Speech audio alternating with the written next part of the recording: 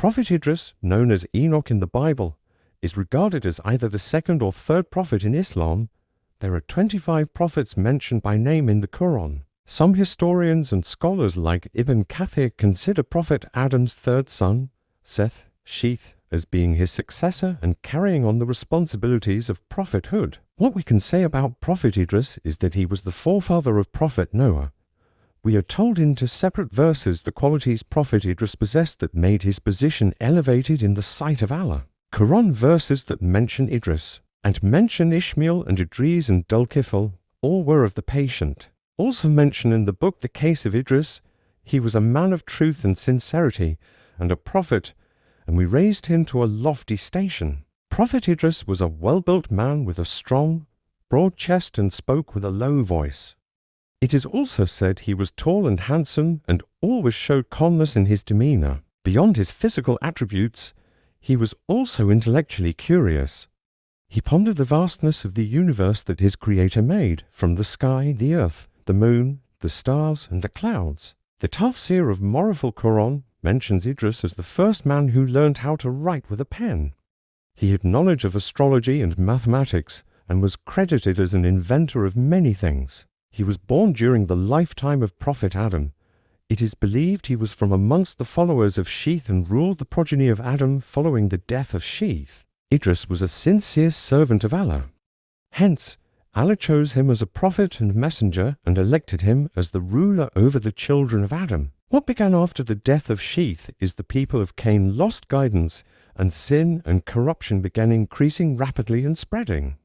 Idris could not bear to watch his own people falling prey to the influence of Shaitan. So Allah instructed Prophet Idris to call for jihad against the corrupt followers of Cain.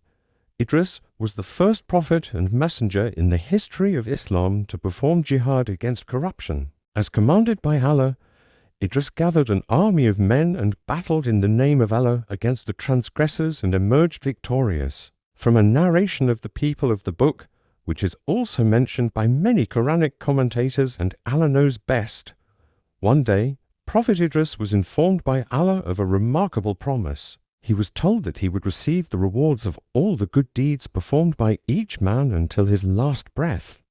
This meant he would receive double the reward. Prophet Idris was overjoyed with the news and thanked Allah immensely for all his blessings. But Idris was quite old and he knew death was near. He was not ready to depart from this world as he enjoyed spreading goodness on earth. He had a friend from the angels whom he asked whether he could speak to the angel of death and see if it could be delayed. The angel told him this was a matter with Allah, but that there was no harm in trying.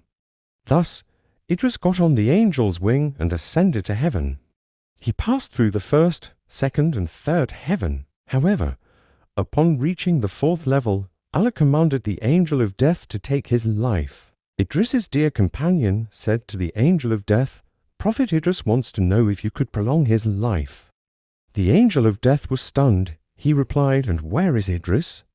Answered the angel, "He is upon my back." The angel of death replied, "How astonishing!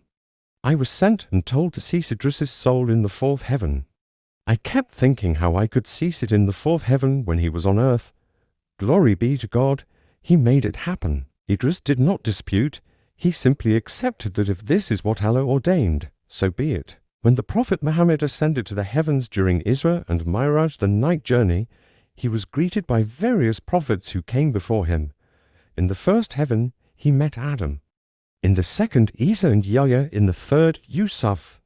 And in the fourth, Idris, may peace be upon them all. This context brings deeper meaning to the verse where Allah says Idris was elevated to a high station. This elevation refers not only to his moral character and righteousness, but also to his literal ascension, where he was taken up to the fourth heaven. Following the death of Prophet Idris, corruption began to increase rapidly again.